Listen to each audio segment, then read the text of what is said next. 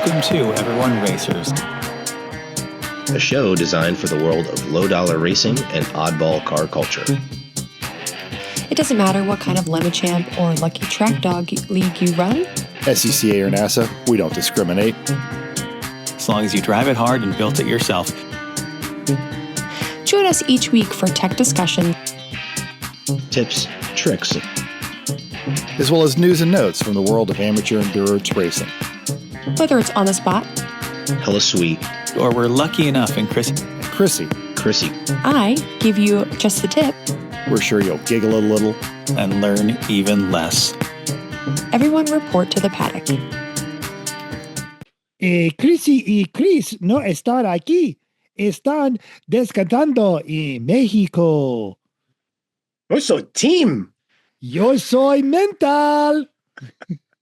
and welcome, Geoff.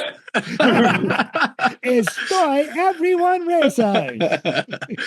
And welcome. Don't adjust your radio. It's not going to get any Yeah. better. Nor is it. It is going to be more English though. Welcome to a GM Turbo Hydromatic TH425 episode. The TH425 transmission was a heavy-duty automatic transmission developed by General Motors in the mid-1960s, specifically for front-wheel drive applications. Mechanically, it was essentially a Turbo 400 turned sideways, using a robust chain drive setup to transfer power to a differential mounted alongside of the engine.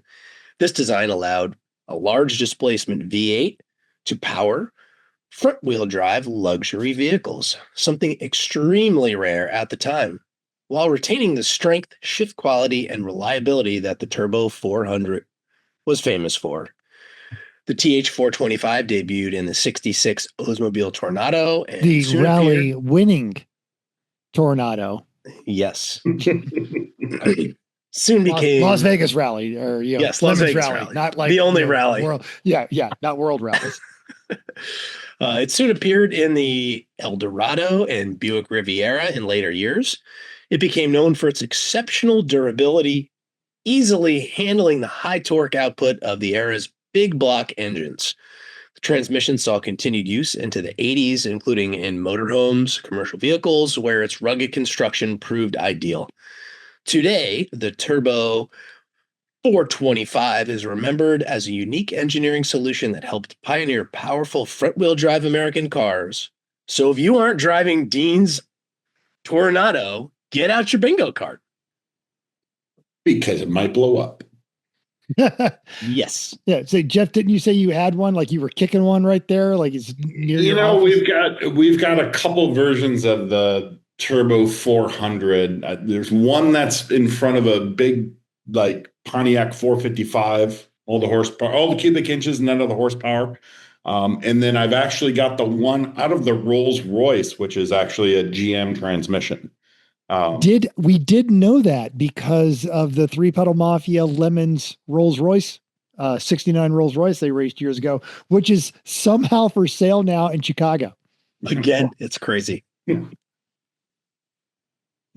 It's so remember crazy. I went to O'Reilly's here in Las Vegas, right up the street, and a guy he'd showed up and he had a 70 Rolls-Royce stretch limo that he was from Montana and he had bought the thing on a lark. He was on like an auction site and he's like, I'll pay this much for it. And then he won because nobody else wanted it. Yeah, he was doing a little bit of this. no doubt. We've all drank and bid on stuff. Yeah, we'll all cheers to that. And he was so relieved because he came down there and they squirted some starting fluid and they got the thing running. He's like, all right, I got to get it back up there. And I'm like, well, dude, the transmission's more or less a Turbo 400, so you'll be okay with regular stuff. Just your brake fluid's going to be made of weird mineral oil type things. He was so relieved to hear that. He's like, all right, well, I might just keep this car and drive it. So, yeah. All right. Well, if you're not driving an old Rolls-Royce, I suppose it's time to talk about what we're working on. Mental, what are you working on? Everything. So, many still things. don't have the Porsche back together, but I have made progress on it, which has driven me to work on my daily driver, the lovely 2006 Hyundai Elantra. That's what's getting me to and from work. Today I had to use the air conditioning. I also got the turbo reassembled that goes in the former bread box truck of Anton's that is still bringing down property values in front of my house. Yeah, I've been relocating gravel from my backyard. You guys haven't heard from me a couple of weeks because my job was a bit crazy. We just got done with our first event of the year. And on Sunday, I finished the Las Vegas half marathon, a mere 2 minutes slower than last year. One of these days. Good job. Did you do it without injury?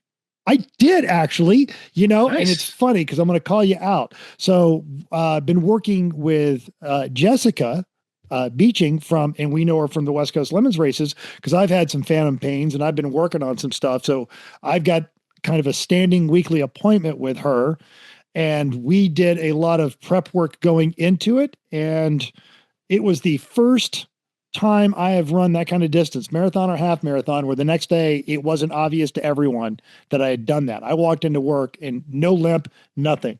And then we had a 1 hour session, video session, the next day using foam rollers and the balls and everything.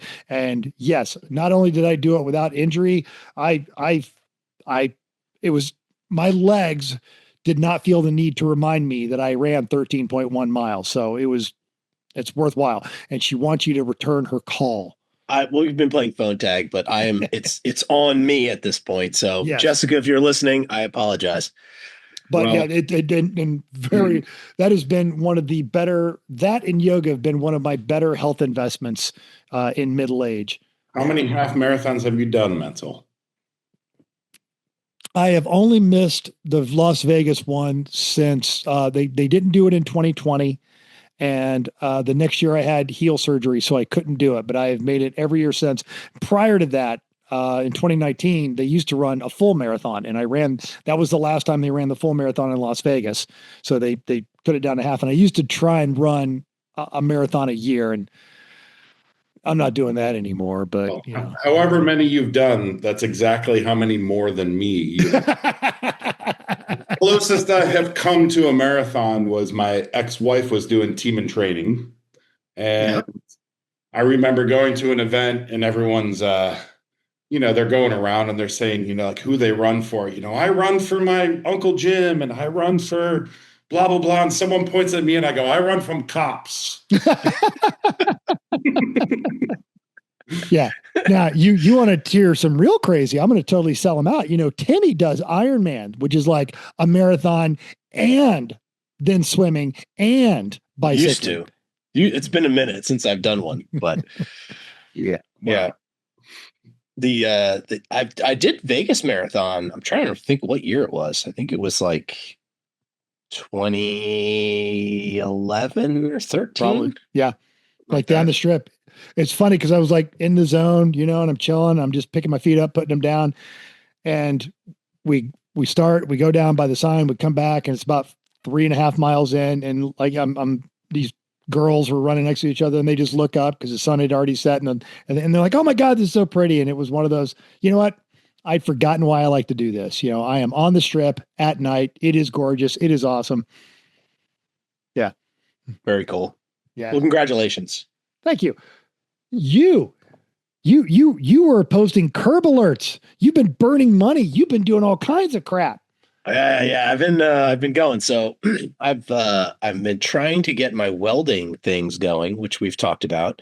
And I'm finally at the point now where I can start actually like making reliable welds with the 220 plug in the garage. And I've got my new welding helmet that just came in today.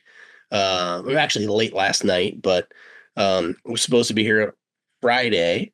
We're recording on a Tuesday. It was supposed to be here on Friday, but the big storm in the Sierras kept it up from getting across. So, but now we're good to go. So I've been doing some footage. I did just a fun teaser on the socials today with Erica with a little shootout. We're gonna have a side by side with her $1,500 Lincoln electric welder And then she's going to run beads with that. And then also with the $400 Art Captain MiG 200. And we're going to see how it stacks up. And that should be super fun. So I've got a segment that I made up called WTF. Not what you think it stands for. It's ways to fail. So I'm going to highlight all the ways to fail. So anytime something goes wrong, like I've had many situations with this Corvette that I was like, man, I need to document these things. So that's going to be an ongoing segment. So you'll see bad decision. Little shorts. Yeah. Learn from our mistakes. So that's been good. But I did get the Corvette put back together. I found the leaking antifreeze problem, which is on the LS3. There's a steam tube that runs across the front of the block, and then there's two plugs in the back. And the O-ring, well, two things. The O-ring in the back was like, if you took a donut, think a jelly donut, you just ran it over with a car. That's what the O-ring looked like. And then there's supposed to be another little shim with an O-ring in it, like double O-ring. Yeah, I didn't put that in there. So I had to take the manifold off and put that back together. And then, of course, I did it 3 times because why do something once when you could do it 3 times? So that's back together. And so our friend Jim Baggins, who lives in Wisconsin, correctly guessed that you left a gasket off the back of the engine. That was when you initially posted I hope it's not expensive. That was his guess. Yep. It's just this little tiny little sucker. Yep. So hurt space shuttles too. Yes. That's true. So it's amazing what a $4 part could do. So I'm excited to report that the Corvette ran for 15 minutes in the driveway without leaking anything, and the temperature stayed at 198. So I will be off to DMV tomorrow to get that off a non-op so I can get it smogged, and then I can have a proper tune put on it. And then it would make it not legal after but it's fine. Potentially, we'll see. I know a guy, Timmy. He'll come to you. No, for the tune. Oh, perfect. Even better. Perfect. So, that's it. I did a ton of yard work this week, just getting all of the things trimmed and ready for growing season. And then we've got high school golf team has kicked off. So I'm the assistant coach for that again. So that's why I got here a little late. Thank you guys for being patient. But super cool. We've got a really good group. We've got 13 kids, anywhere from freshmen to seniors, ranging from which end of this club do I hold to people that are probably going to be playing in college. So it's a pretty fun mix of folks. So nice. Yeah. Well, no doubt you've heard a voice in the background. It's a deep, authoritative voice that might be familiar for some of you West Coast folks that have visited the penalty box at Sonoma. It is Geoff Gates, co-founder, man of many hats of Driven Garage in Hayward, California, and we're going to talk about that and the other things that he's done on his road to success. Sure. Success? Yeah, sure. We'll call it success. But he's got an awesome spot. And if we're lucky, we'll keep this under 2 hours. But for now, Geoff, what you working on? Nothing. Nothing. There's like 50 some cars in here. Probably the most thing that's apropos to this show is I helped Dave create a custom bespoke dipstick for the Ecotec Swap LUV on Saturday, I'm troubled and intrigued by this. Which is about the only thing I've done on that thing. Dave's done all the rest of the lifting. You can't say dipstick and Dave in the same sentence. That's offensive. Other than working on the LUV a little bit this weekend, I mean, we're working on normal stuff like LS swapping a 75 Rolls-Royce and, doing a hot rod Studebaker, 52 Studebaker pickup, 66 GTO tri-power things, normal stuff that everyone gets to touch every day. Insurance claims stuff. Yeah, totally. Some of that. That's awesome. But other than that, I mean, no yard work for me, man. I'm a business owner. The yard just grows weeds and it's cool. And lemons. You got it. You actually have a great backyard. Like right there in the middle of the city, and it's so quiet. Yeah, Oakland is what it is, and for anyone who wants to know, there is a speed camera at Hagenberger and Bancroft. Confirmed speed camera. Going 11 miles over the 30-mile-an-hour posted speed limit in my F-350. So anyway. Oopsies. Yeah. Should we roll the Speedy Gonzalez song? Oh, memory. Well, you know what? I might see if I could dig up enough to not get us a violation. Edit that in there. Well, that's fantastic. It is without Chrissy. We're just going to do regular. It's news and notes. But before we jump into that, the testing has been done. The liveries have been revealed. It is almost F1 season again, and that means it is time for you, dear listener, to sign up for our F1 Fantasy League. Go to fantasygp.com. Click on leagues. Use code 742-59541. Join the Everyone Racers League. Build your team.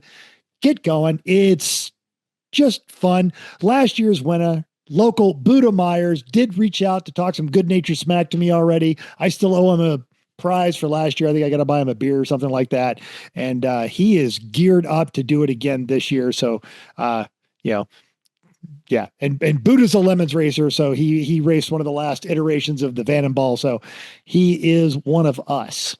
So this year is going to be crazy in Formula One. Like, the teams are going to take half a season to figure out what the heck is going on with all the changes with this car. Well, and you even posted the funny thing about the Ford powertrain and the Red Bulls sounding like a Pinto accelerating. Yeah. And I will say this, I put my money where my mouth is. So on my fantasy team, I do have Cadillac and Checo Perez. I don't know if they're going to win or not, but you know what? If you're going to say you back a guy, back a guy. Good for you. I have not set my team yet. I'm still waiting to see more results. First week of March, man, you better get on it. I know. I've got a plan. I just haven't finalized it yet. Fair enough. But we do have some depressing news to talk about. Jack Fitzgerald at Car and Driver, apparently the head of BMW's M division, Frank Vermeil, says that the end of manual transmissions is essentially ending, even for enthusiast performance cars. The reason? Well, you probably already know. Manual gearboxes just don't make engineering or performance sense. Modern high-performance cars produce so much power and torque that manual transmissions have become a limiting factor for durability, emissions compliance, and yes, performance potential. To be clear, BMW N still offers manuals in a small number of cars, but that list is shrinking quickly and will likely disappear in the near future. Other nails in that select your own coffin? Well, besides speed and performance, emissions regulations are harder to meet with manual setups, and advanced technology like driver assist, electrification, and hybrid systems all work better with automatic gearboxes. Of course, you know that customer demand is dropping, especially among young buyers, and all of the media outlets, including us, have been playing this funeral dirge for years. But to hear the BMW M Sport folks own that fact stings not just a little, it stings a lot. Manuals aren't disappearing overnight, but they are now niche, enthusiast-only features, and BMW is signaling that their days as a mainstream option are nearly over. Can I give a good Clint Eastwood from my cold dead? Yes. Yes, you can. You Ah. can remove this stick shift from my cold dead hand. You can remove this shifter when you figure out how to drive it. And even more depressing news, Jim Motivale at Auto Week offers this dystopian update. Your connected car is not just transportation anymore. It is becoming a rolling digital billboard and data platform. And that is what is going to shape the future of the industry. Automakers are eyeing massive new revenue stream, ads inside your car. According to some industry projections, in-vehicle advertising could be a $625 billion with a B dollar opportunity by 2030. The idea is, of course, simple. Modern connected cars already know your location, driving habits, your preferences. So brands want to push real-time location-based ads straight to your infotainment system. So think, I see you're low on fuel. Why, here's a sponsored gas station 1 mile ahead. Hungry? Here's a coupon for the burger place along your route. Need parking? Here's a paid list nearby.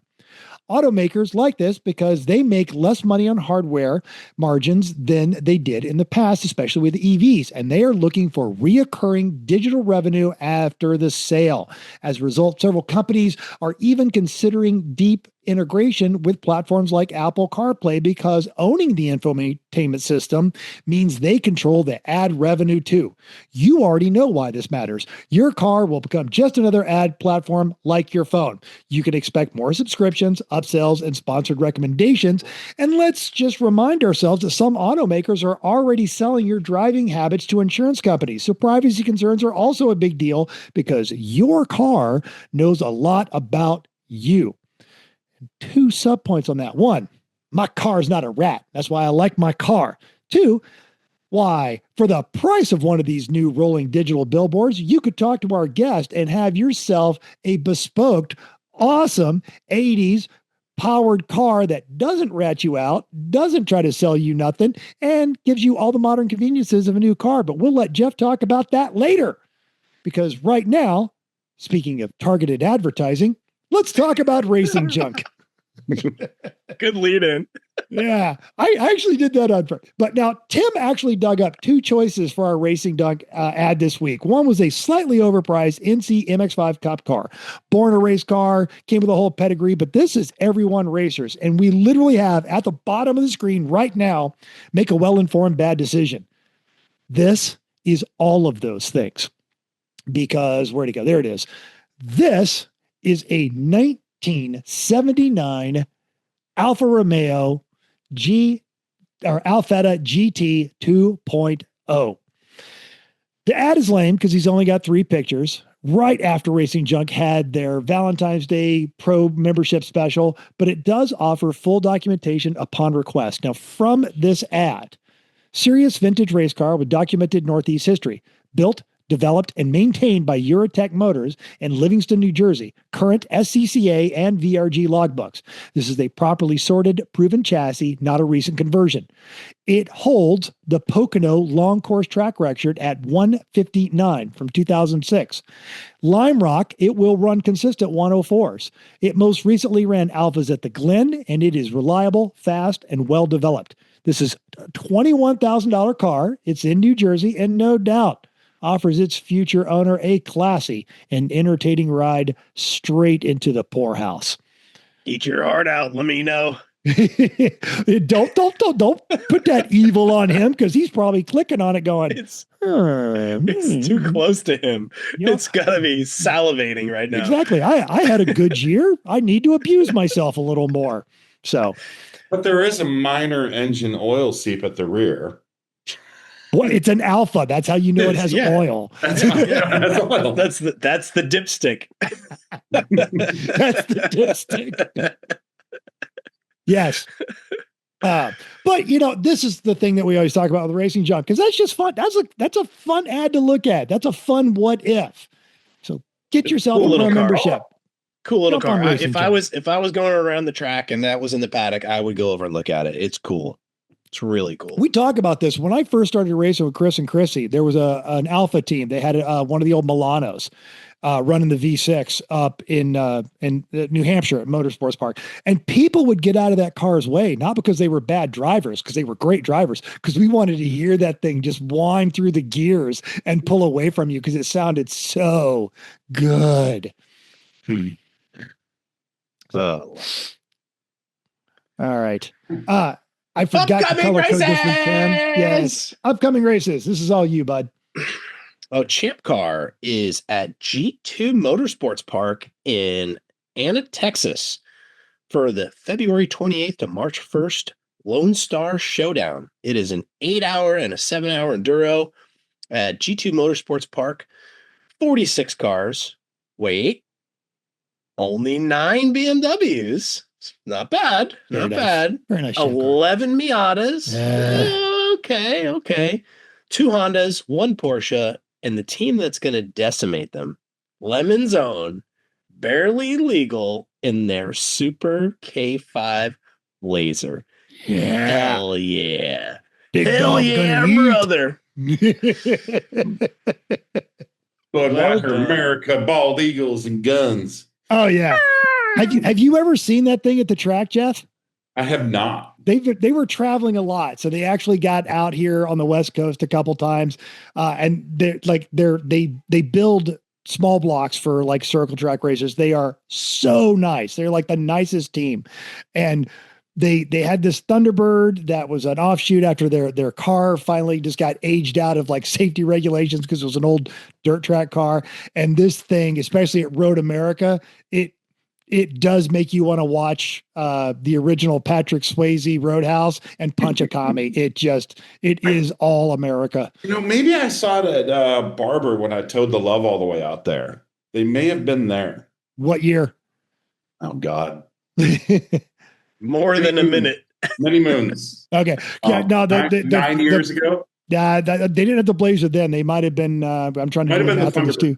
Yeah, they had a Thunderbird before that. They let me drive the Thunderbird before they pulled that drivetrain out at Barber. Oh God, and those guys know how to build a suspension too. K5 Blazer, well done, boys. Well done. Yeah, I'll actually be paying attention to that one. I want them to do well. All right. Well, listener feedback time. All right. Well, Chris and Chrissy, before departing for their annual vacation down south of the border, posted the beginnings of their new chicken coop construction with the "What You Working On?" Nicholas B was making the house function a little bit better and nicer. Now, I was seeing the local punk band Crimson Riot at the Red Dwarf here in Las Vegas because yeah, they are both awesome. And I also vandalized their sticker wall with some E1R swag. You know, Ron M was trying to get home. He was on a red eye from Seattle to Philly. He was missing his family. And we hope you made it home safe and sound, especially with all that weather. DJ 914 was also traveling. Quote, I am in Istanbul airport as a chaperone for a high school class trip.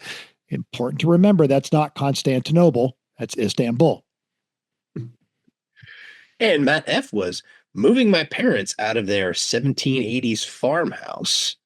And the awesome David E was installing a new main shaft and adapter in my Ford T18 transmission for my small block Ford CJ2A project.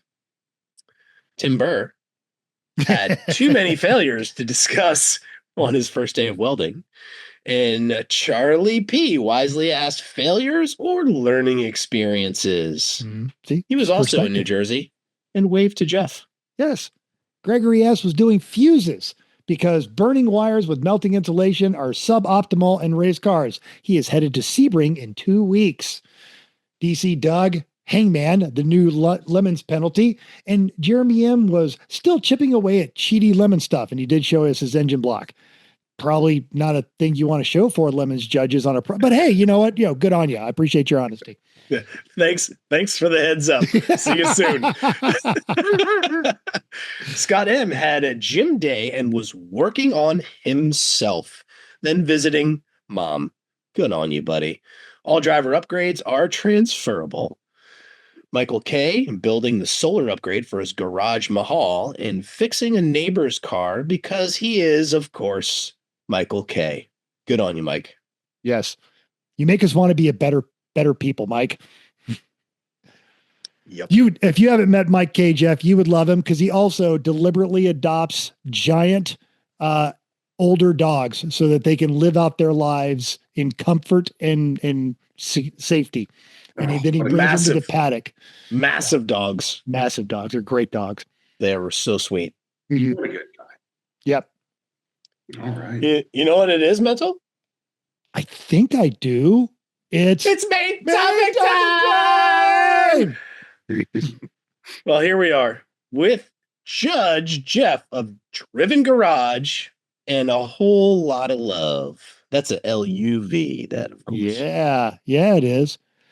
So we'll get into all of this because I'll say you just when did you officially, you had the YouTube channel, but when did you launch it and really start pushing it?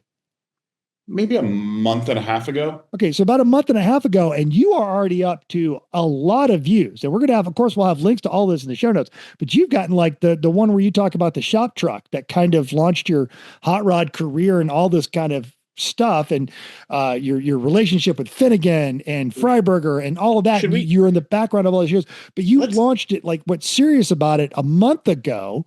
And it has been taken off, but your gearhead history goes even farther back than that, especially in lemons. Yeah. I mean, really, lemons kind of just like a lot of the stories I tell on YouTube about, going to Power Tour and stuff just came out of looking at media and being like, okay, mental note, want to do that. So like the whole lemons thing happened because literally a friend was like, hey, I've got this friend. So this is a friend of a friend who wants to do this thing called 24 Hours of Lemons. And if you haven't heard of it, and I just stuck my hand out, I'm like, I'm in. Because I had read about it in Hot Rod Magazine and I'm like, oh my God, that sounds like a hoot. Right. So, yeah. What was your first year? First year in lemons was? 2012. 2011 or 2012. Back in the day, yeah. Post Altamont. First race was Thunderhill. And then the whole reason the love thing started was a guy who was working for me, helping me out, was like, I know this guy who's got a fully race ready Chevy LUV pickup that runs in circle track, sub 2 liter like challenge thing. Great. Price was right. It was $500, cage, race seat, whole deal, ran, drove. Of course the cage failed, right? Circle track car. I mean, we had no idea what we were doing. I mean, I don't know how to build cars. I know how to build stuff, but we show up to Thunderhill for tech and, Peggle was just like, no way. This thing's not racing. This is wrong. Reads us the riot act, right? And I'm like, oh, man, what are we going to do? So all my friends are like, I don't know. And I was like, I looked at like the two guys, one of my best friends at the time, Eric, and a guy who worked for me, Bob. And I'm like, well, let's just go back to Oakland. It's only 2.5 hours away. We can rebuild this. We can make this happen. So we stopped at Harbor Freight, bought a tubing bender.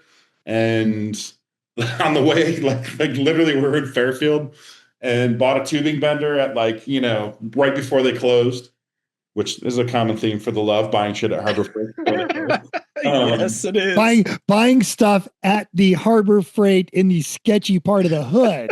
So, right before they close. The Harbor Freight that the sign does, all the letters don't work. That's the one. Long story, we go back to Oakland, rebuild the entire cage overnight and check off the other 50 things that Peggle dinged us on. Show back up to the track at, 7 a.m. John looks in there and he's like, who the hell did this? Wait, you guys did this? And he's like, I'm impressed. Nice job. Go race. So, that started it all. Now, that first experience garnered us 7 glorious laps before said motor blew. Not even consecutive laps, mind you. That was 7 laps throughout the entire day before we grenaded that motor.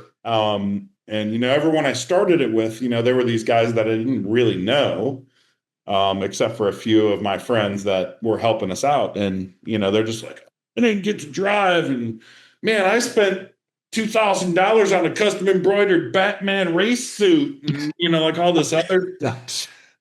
And meanwhile, I'm just like partying, I'm having fun. I'm like, I don't care. We're broke. This is great. These people are great. I'm walking the paddock and I'm like, I have found my people. I want to find out how I can do this more. And, that started this whole mess, which at one point was 3 Chevy LUVs. Which has to represent double-digit percentages of the surviving Chevy LUVs in the U.S. Oh, easy. And everyone would always ask me, why the LUVs? I'm like, well, it's just the first thing we started with, so stick with what you know, right? But one of those is actually the sole survivor, which is the one we have now, although now it's significantly changed. The first one ended up getting a V6 swap and being quite competitive, lasting a long time until it hit the wall coming out of the carousel at Sonoma and promptly did pretzel things with the entire chassis. And then the third one being an E36 M3 BMW that we bought as a crashed project and cut the whole body off of it and put a LUV body on it, because why not? And how do you make a BMW not boring? Make it a Chevy LUV. Make it a pickup truck. So this is back in the Pinewood Dirtbags day. And the Pinewood Dirtbags came about because my now ex-wife said, one of the things that I made a point of in Lemons was, I'm going to help people out. And I would basically bring a 26-foot trailer full of my shop equipment. And, when Pega would fail cages, I was Erica, the welder back then. I would fix your welds. He would just point everyone over to me. And we would do that. And, my ex-wife was like, you guys are like the Boy Scouts of this place. And I was like, oh, that's a good theme idea. So the Pinewood Dirtbags were born at that moment. Our motto was be unprepared. Our eagle was smoking a cigarette on our logo. But one of the great things about the Pinewood Dirtbag days was, I remember the first time we had the BMW out. So we had 3 trucks and we wood grain painted them all with a Martha Stewart wood grain painting kit to make them look like Pinewood Derby cars, obviously. And I remember we lined up, it was at Sonoma, and we lined up on grid together, all 3 cars. And my big thing was, I was like, I want you guys to go 3 wide as soon as they drop the green. So 3 wide on Sonoma takes up the whole track, right? And as soon as they drop the green, the 3 LUVs just, hunkered in, went 3 wide, and we're doing half a lap. And I'm standing in the penalty box, and I'm hearing tippy tap, and I'm hearing Peg on the radio yelling and screaming, what the hell's going on? And Jay looks over at me and he goes, what are you doing, man? And I go, it's a log jam. It's cool, man. Just 1 lap. That was my very first Lemons race. I remember that specifically. I was like, that is cool. Yeah. My very first Lemons race. So, that led into other things in the community, and, me helping Jay out with making the upside down Camaro street legal and streetable, putting on air ride, and then me, fixing his Kellison. So let's actually talk about that, because we mentioned the driven garage, and they can get more into the history of this, because you didn't start your professional career as a bespoke hot rod builder. I worked in marketing and advertising. I went to art school, have a degree in graphic design and illustration, and became an art director right out of art school, which coincidentally was my worst performing class in college direction, but that was my first job. And, you know, I had moved out to California in the late 90s when, you know, the .com boom was happening, and, you know, made a bunch of money doing that, but it was never all that fulfilling to me, honestly. I mean, like, I'm a creative guy, so it was fun to be in a creative industry and, you know, coming up with ideas. But, you know, the further down that path I got into, I was becoming someone who wasn't me. I wasn't genuine. I wasn't true. I was basically having meetings about meetings and, you know, trying to kind of eke my way into boardrooms and, you know, make giant companies look worse than me, which I was really good at doing. And, you know, all the while I did car stuff as a hobby. I grew up in my dad's collision shop when I was a kid, swore I'd never touch cars for a living. And, you know, here we are. I have a 20,000 square foot shop with 50-some cars in it. And, you know, we do, I mean, even gross around $1.5 million worth of business a year. And, you know, employ a great group of people, and we have fun doing it. So it was definitely a big shift from where I was to where I am now. And, you know, it didn't happen overnight. It happened slowly, but it has been probably the best thing I've done. And, you know, I have a great partner in life now, Deb, who helps me run the shop, and she actually races lemons with us, and she loves it. Yes, she does. She's awesome. And she just says, she gets out of the race car every time, and she looks at me, and she's sweaty, and she's got her, you know, wide eyes, and she goes, "Best drug ever." Every time. Yep. Yeah. So, you know, I mean, I gotta say, in a way, lemons kind of, I guess, put the nail in my coffin for doing this for a living. I don't know. You know, and, you know, I've been really happy the last couple of years getting back into it and, you know, unmothballing the love, thanks to some prodding from Mr. Mental here and some help from Tim and the rest of the Sorry for Party team. And, you know, I took a little hiatus because, you know, lemons takes a lot of time, and it's hard to run a big business like mine. And it's been great having some people really help with that stuff. So I'm stoked to be a part of the community. I'm, you know, I mean, when I started judging, it was like, I think I was working on the upside down Camaro, and Jay came in and he was checking it out, and I handed him a bill, and he looked at it, and he was like, "Oh, man, that's a lot of money," and blah, blah, blah. And I go, "Look at it this way, Jay. I'm just getting my race fees back from you, bud." And he kind of smirks, and he looks at me and he goes, "You know, you would make a really good lemons judge." And I was like, "You think so?" And he puts out his hand, I shake it, and he goes, "You're hired." So, you know, the rest is history. I've been judging a few races a year and having some fun doing that, and I'm back to racing, and you got to meet you. And I'm convinced Jay only hires all of us because it's effectively free labor, because we're going to turn right around and give him the money for the race that we're not judging. Tenfold. Yeah, tenfold. And and this is you, because you the upside down Camaro, and that was the Geoff Block thing, and then Jay ended up with it. And then, of course, Jay Leno like drove it and that kind of stuff, but it wasn't going to pass California, and there were some issues with it. I mean, it was built as a lemons car, but as a street car. I think it was like a Ford Festiva underneath. Yes. Yeah. Yep. Yes. And the one that was there was not California smog legal, because Geoff is from DC, right? Speedy Cop built that thing in DC, and they don't have smog there, or at least not like California does. Yeah. You know, so we basically bought a Ford Festiva for Jay on Craigslist, you know, that ran and drove, and we transferred all the things over so that we could pass smog, which I was like, I can't wait till you take this thing to the smog shop. This can be awesome. You know, and then, I mean, that car was amazing. Like, Geoff does great work. It's just such killer stuff. But the Achilles heel of that thing is the fiberglass body shell that sat over that thing. It was so low to the ground that you couldn't even go into a gas station approach without, you know, just annihilating things. And so Jay was like, "Well, what do we do here?" And I was like, "We put it on air, you know, air ride suspension, man. And he was like, wait, that can happen? I'm like, yeah. Turns out not as easy as I actually thought. Ford Festivas are not that popular with the air ride community. If you can't, I mean, Weird. Yeah. It should be. But it turns out Ford Festivas are popular in England, and English what do they call them? Hot hatch aficionados.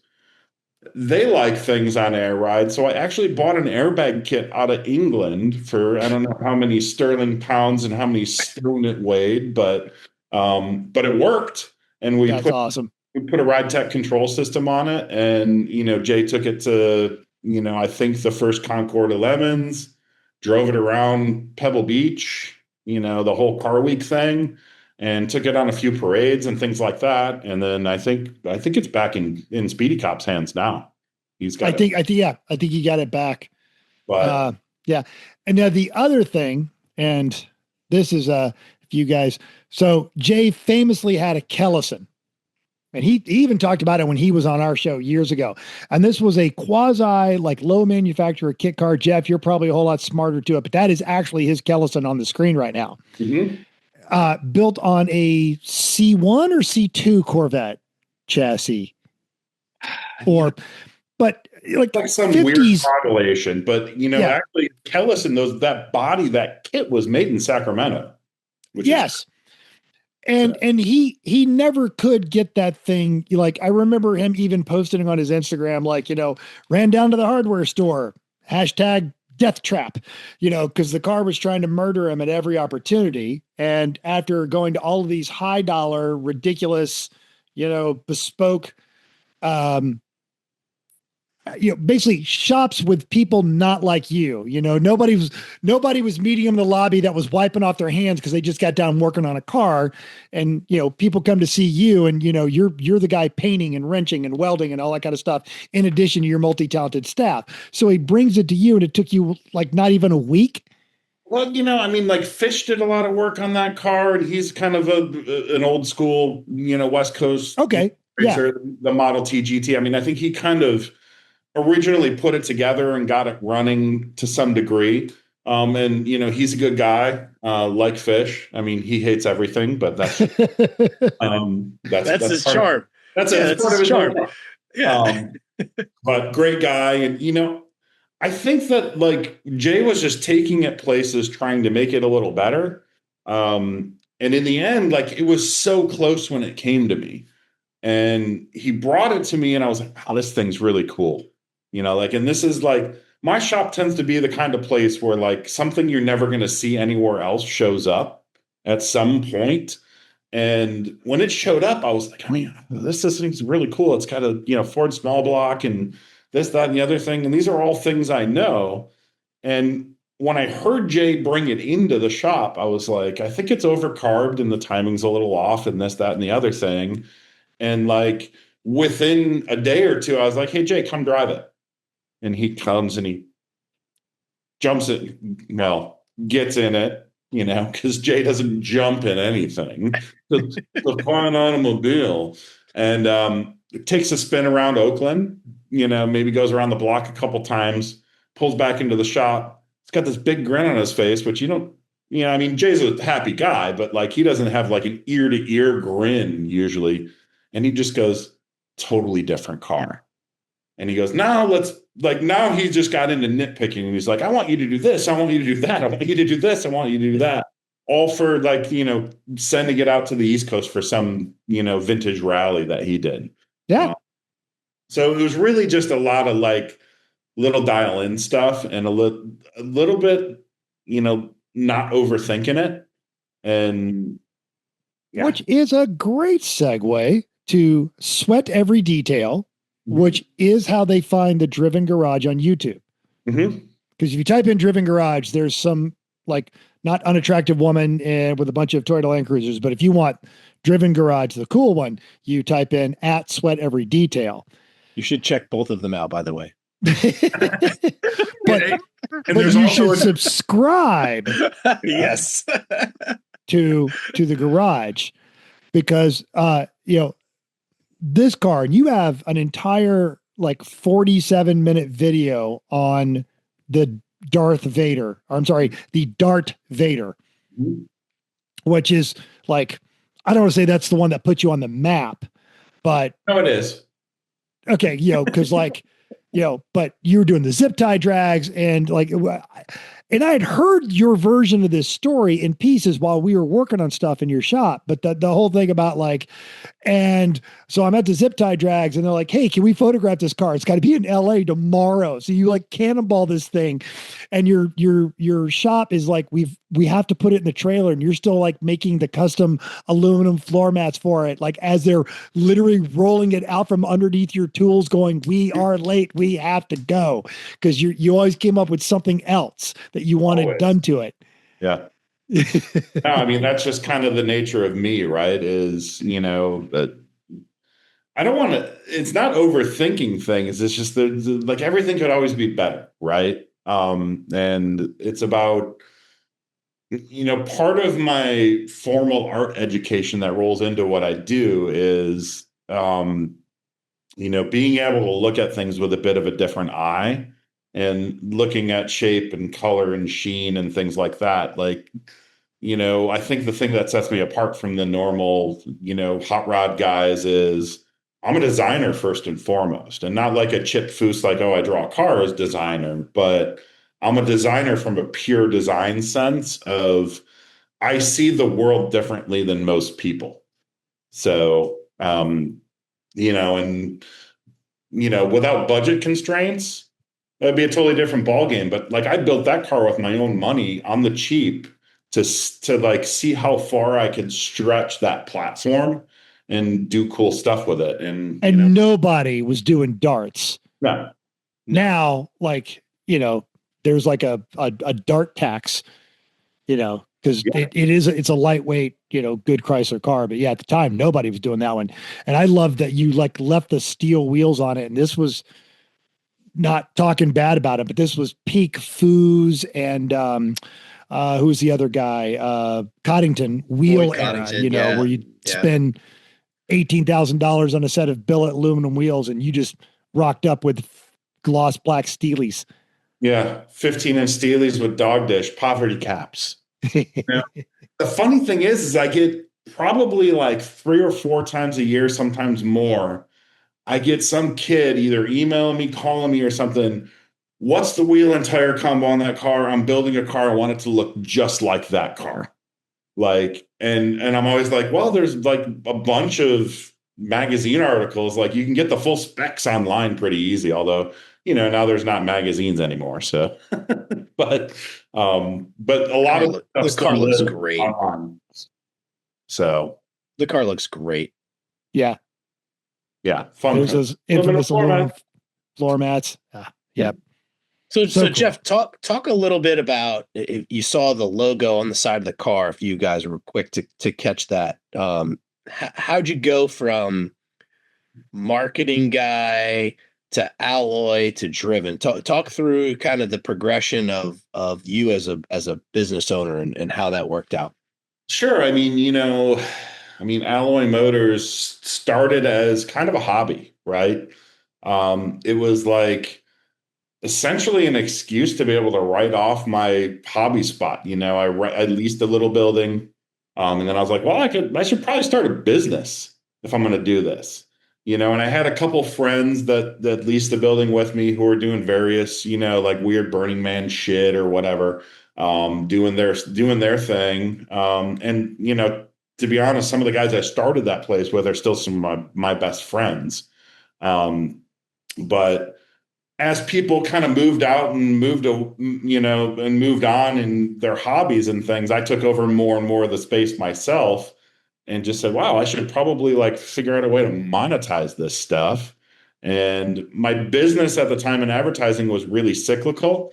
So a lot of my business was done at the beginning of the year up until around Labor Day, Memorial Day. And then I was kind of like a teacher, like I had the summer off, right? And then we'd start planning for the next year later in the year. So I just found myself at the shop more and more and enjoying it more and more. And my friends were just like, hey, man, you're really good at this stuff. And like, you could probably do this and make money and it would make you happier than what you're doing now. And I was like, yeah, maybe you're right. So I just kind of started doing it more and more, and then said, hey, I'm going to start a company, start a brand. And, one of the things I identified early on in this industry, and I went to SEMA before I was technically allowed to go to SEMA, is not that anyone there is technically, just in the industry. But one thing I realized is in all these companies, it's always like some dude's name, right? It's like Foose Design. It's, Jim's Rod and Custom. It's, blah, blah, blah. And I was like, look, if I'm going to do this, I need to have a team of people behind me. And it's not just one person, it's a brand, right? And that was kind of my big, I guess, FU to the industry of I'm not going to name this after myself because I'm not that vain. It's about developing a product and a brand around, what we're doing here. And my whole vision was really to do full build bespoke cars and that only. And then the transition from alloy happened for two reasons. One was a business decision, because I did some work on a car for a guy and it was like a favor for a friend. And long story short, the guy tried to screw me because he found out I was unlicensed by the California Bureau of Automotive Repair. And I had no idea I needed this piece of paper and $150 fee you pay a year to be an auto shop. And when I met with the Bureau of Automotive Repair, they said, well, this gentleman is entitled to all of his money back that he put into his vehicle because you're an unlicensed shop. And I'm like, wow, I'm not giving this dude like 80 grand back. That's just not going to happen. Like, and frankly, back then I probably dead hands. So that weekend I go to a car show with a customer who I work on some Lincolns for. Funny story about him. He actually was in the band Gang Green out of Boston in the 80s. Yes. Nice. But good guy. He owns bars and restaurants. And we're at this car show and we're hanging out and we're having a beer. And I'm like telling him this story like, oh, man, this guy's trying to screw me, blah, blah, blah. And he goes, it's no big deal, man. Just do what I do with my bars and restaurants when we have issues like that and we get lawsuits against us. Change the name. And I was like, wait, I can do that? You're the artist formerly known as. So essentially, alloy. to save myself from a lawsuit, I started ideating names and just thinking, and I'm bringing the alloy brand back, but this was also around the time of the pandemic. When the pandemic started happening, what I realized is there was a hole in the Bay Area for people who just do maintenance, upgrade, repairs to these kind of cars. And I said, well, if I start a second brand that's focused on that, no harm, no foul. And once all this other crap shakes out with this guy, I can go back to using alloy. And that's what I plan to do in the near future, is use that brand for the kind of higher end, bespoke, one-off stuff. So... Cool. You don't want to just I did not know that. Like name it after the guy. Like just be like, well, if it's, let's say his name was like Bob, just be like, yeah, F Bob Motorsports. I will tell you that after this happened, this guy shows that the guy who caused this all to happen showed up in my shop. And, back then I had people giving me parts and giving me discounts on things and stuff because of the Dart and other things. And one of those was Gibson exhaust. And I put Gibson exhaust tips on this guy's car. And he comes maybe a year or two after the fact to my shop. And I see the car pull up and I see this little swarmy guy get out and he knocks on the door. And I walked up to the door and I'm like, what can I help you with? And he goes, well, one of my exhaust tips fell off. And I thought because you have a relationship with Gibson, you'd give me a deal on one. And I just looked him straight in the eye. I go, you'd better run because I am going to tear you apart. So,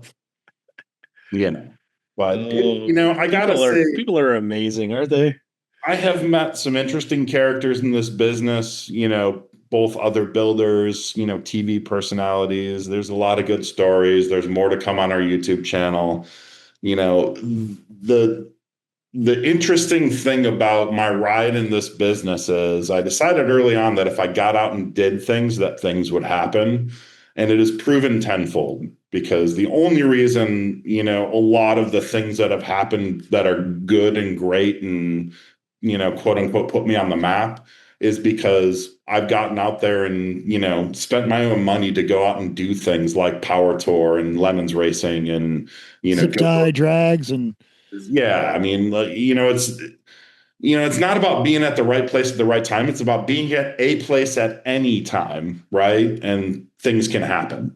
Frankly, the last few years I've been so head down, I've kind of lost sight of that, and I really want to get back into that. And then I've started going to car shows more, even if it's just a local little thing, because it's just fun to get out there and talk to people. Yeah. That was early working on the LUV when I was traveling out there doing that. My friend Chuck still checks in. It's like, hey, how's that garage? Because he really did want that Camaro.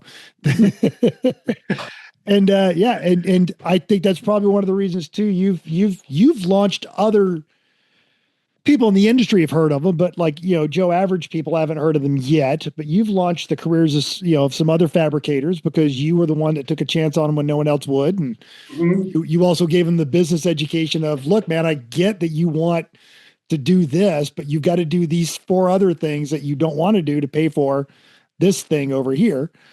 Yeah, it's funny because I thought of a saying the other day that just came into my head because I had someone leave here that, I don't know, reasons unknown, truly, but, really, I think he just thought some of the work that I had him doing was beneath him. And I was talking to someone else about it, and I was like, if you want to ride a horse, sometimes you got to shovel some shit. And, it's just like, people on the outside may think this is all glamorous and fun. And, it's, I'm, driving my Veyron to my helipad and going out to my yacht because, we charge $210 an hour or whatever, but the reality of it is, man, is I'm the last one to get paid, if at all. And, I'm just doing what I want to do and having fun doing it and building a machine that I really hope someday pays off. And I'll sell you out. He's driving his, several 100,000-mile Volkswagen TDI to his shop before the sun is up. And he brings his dogs with him. Yeah. That's if he's not driving his 500,000-mile F-250. Yeah. That's a 350, bro. Get it right. Don't sell him short. But and you do, and it is, and it's also, you've created an environment for people that love it, because you've got some of the folks that work with you or used to work or still work with you on the team, on the Lemons team, like the guy that Ross. did the wiring on the LUV. Yeah, Ross. Thank you. Yeah. Yep. Super smart.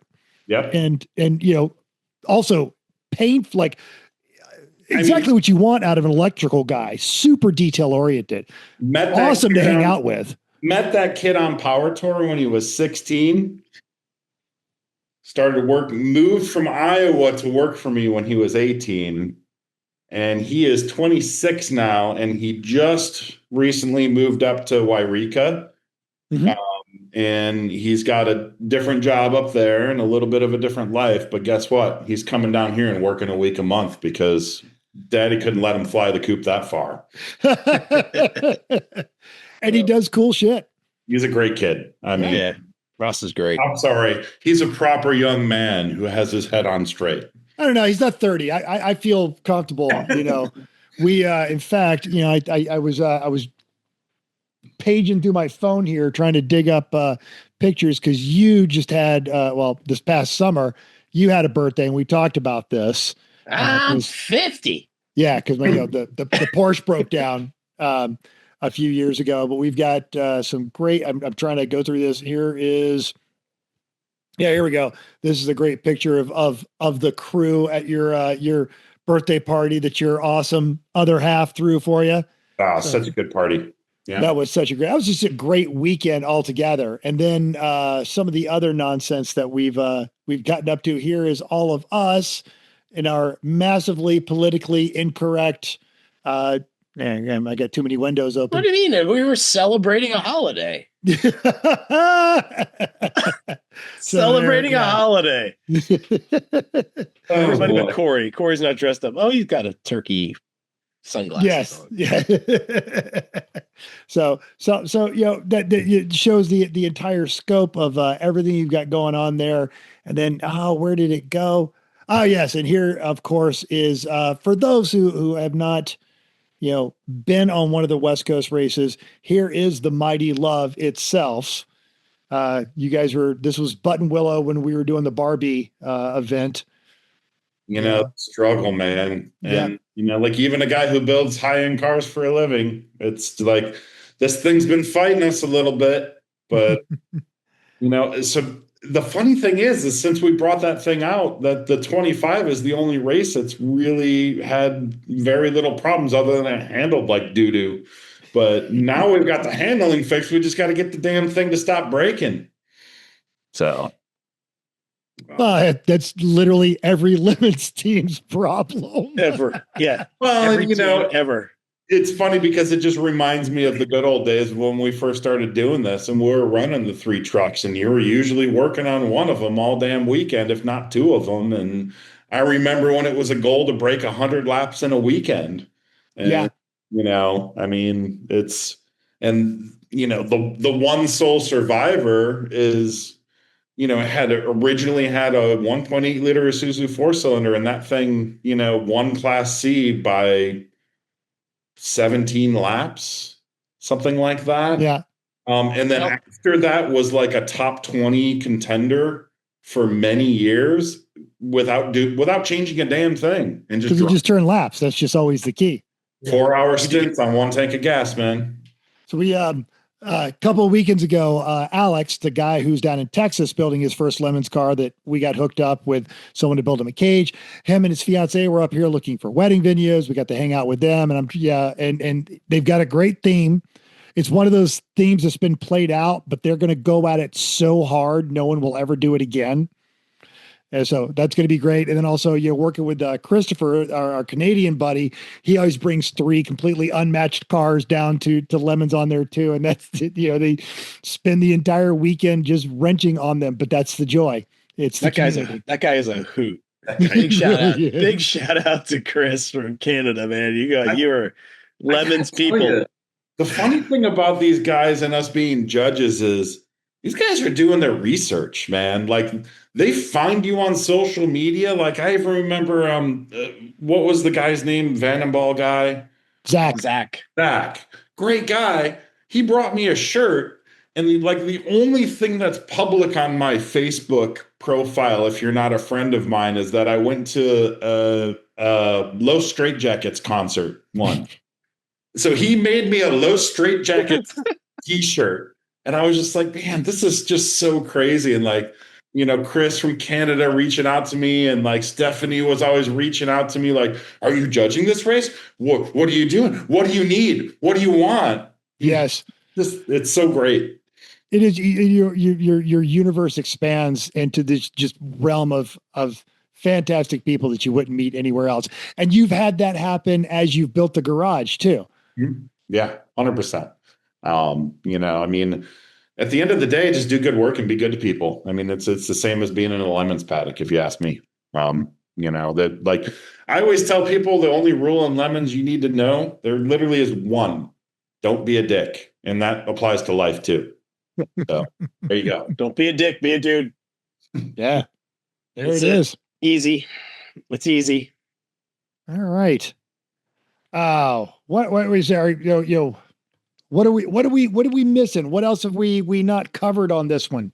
Well, I saw someone put the link to Timmy's AI metal song about me. Yes. Show notes. That's great. Yeah. If anybody likes a little bit of a upbeat music, we'll say we're gonna have. If you want to find out a little bit more about Geoff, we've got a song that AI did for Geoff. It is linked. Geoff's Fiery Transition. Have a listen. So learn more about Geoff. There it is. No, and I'm looking forward to the race coming up in March, and I'm looking forward to the 25. And I may do something really silly and do the 24 in Colorado and tow out to that and see if I can go judge Phil into driving the LUV. He did come to my birthday party, so Phil and I have a special bond. That Anytime is going Phil's to at be a race, fantastic. it's a good day. Yeah. He is a piece of work. All right. Yeah. Yeah. I wish we'd have set it up better where you could have just ended it on "Don't be a dick," as in life and a lemons paddock. It's really all you need to know, man. Yeah. Life imitates art. That is fantastic. All right. Obviously, we're going to have these linked in the show notes, but you need to go to @SweatEveryDetail on YouTube.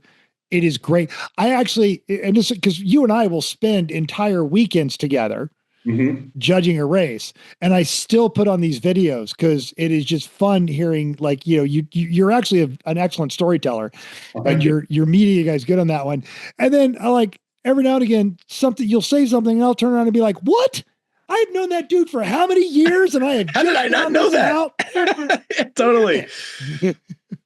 No, Miles is doing a really killer job doing it. And, big shout out to him because he's like, the deal that Miles and I have is he's shooting the videos, he's editing them. If we do actually make money, he gets half of it.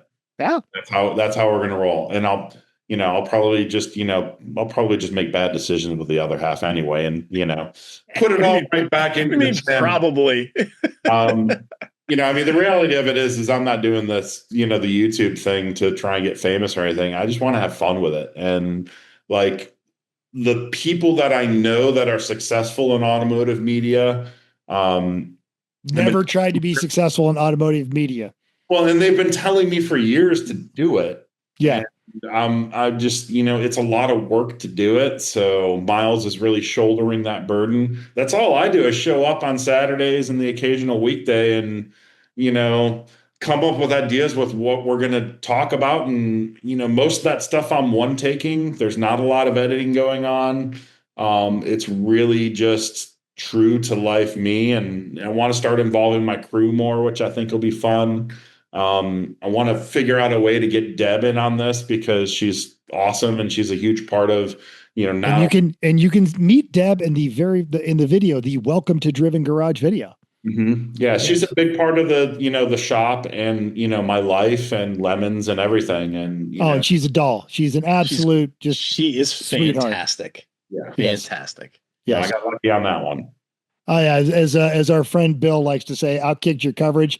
But yeah, there she is, in front of your shop. Yeah. God, I look like a giant. You are a giant. Yes. This is why not you had Photoshop. to extend, that's how everyone sees you. You had to take 2 cabs of a Chevy LUV and make them into like one so you could fit. Limo love, man. 14 inches of stretch just to fit my feet. It's fantastic. Oh, that's fantastic. So, yes, we've got the Driven Garage website. It literally is drivengarage.com, YouTube @SweatEveryDetail. You've got your Instagram, Alloy, we'll have all of those links on there. And of course, you get on the West Coast. Oddly enough, come to the races at Sonoma and meet him in person. There you go. Every time. It's actually, he's more fun when he's not judging. He's just always in his underwear at that point. So, but yeah, it's because you'll be, are you judging? What races are you judging this year? I am only judging Sonoma in December. Okay. Because this is hilarious. For the first time in like 5 years, I am not judging Sonoma. And you say wah, like I'm not going to be in the penalty box 4 times. Anymore, you're racing. If I'm not judging, I'm racing. I'm not missing Sonoma. No way, man. Well, and in March you're racing a LUV and a Solstice, and I'm sure. So well, I can't. No, in March I can't make it, but I can't do the March Sonoma race. But I think 25? We have a plan. I think I have a plan for the 25. So I think I'm with you with the 25. Awesome. Yeah. Done. Yes. All right. Well, Geoff, thank you so much for coming on. Your story is awesome. I think that everyone that jumps into the YouTube and they will just spend hours and hours enjoying the story time. It's really good stuff. So hats off to you, Thank you. and your partner for getting that done. It's fun. It's super fun.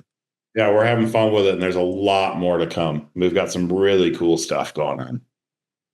Yes, and check out the Driven Garage. Like, God, the first time, I think, Tim, you and I did both the same thing. The first time we ever went in there, like, we didn't work on anything for like 2 hours. Could just walk around looking at everything. I was like, oh my God, you're building this? Oh my God, this is so awesome. Oh my God, what is this? What is this? Awesome. What is this? Yeah. Yeah. That's just There's so much cool stuff. Yeah. There's so much cool stuff in there. It really is. Yeah. So if you hit the lottery, you want something big and you want a car that's not going to rat you out and just sell you nothing but subscriptions. Yeah.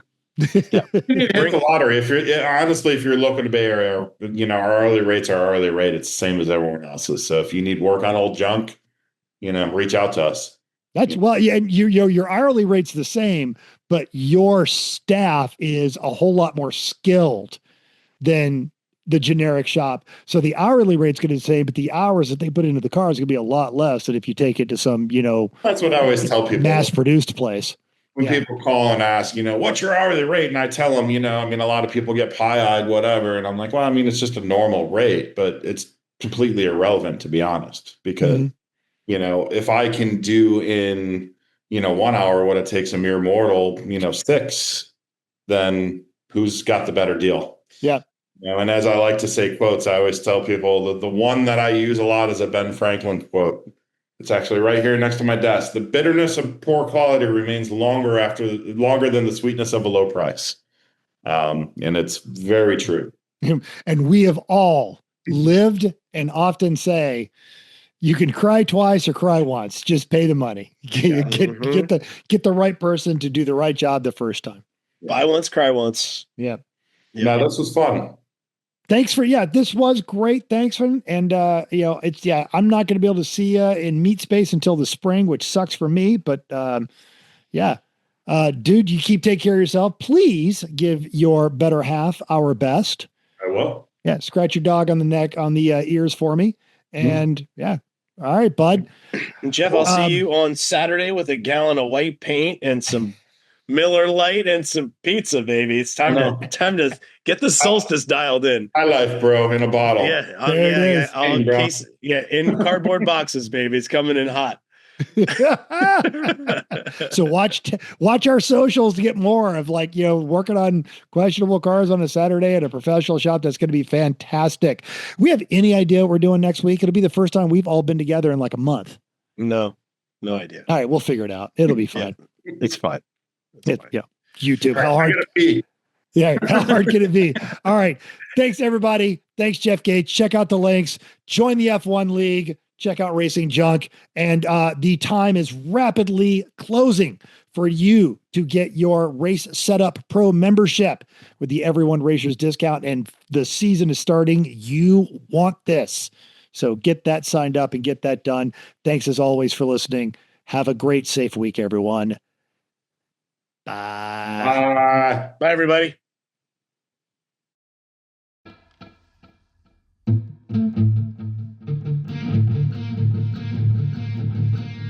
Thanks for downloading us. We hope you enjoyed this week's edition of Everyone Racers. We also hope you will join us in the world of driving, racing, and building, because everyone can be a racer, even you. If you enjoyed this podcast, subscribe. It's totally free. Then go to iTunes and give us a 5-star rating. Even if you hated us, give us 5 stars and tell us why. If you have any questions or show ideas, drop us a comment on our Facebook page, Everyone Racers, or email us at everyone.racers@gmail.com. You can still text us at 484-243-0455. Find us on Instagram at everyone.racers, YouTube and Facebook under Everyone Racers, or even Reddit at /E1R. Thanks again, and until next week, keep the shiny side up, unless, like us, there is no shiny side, then just keep those wheels down.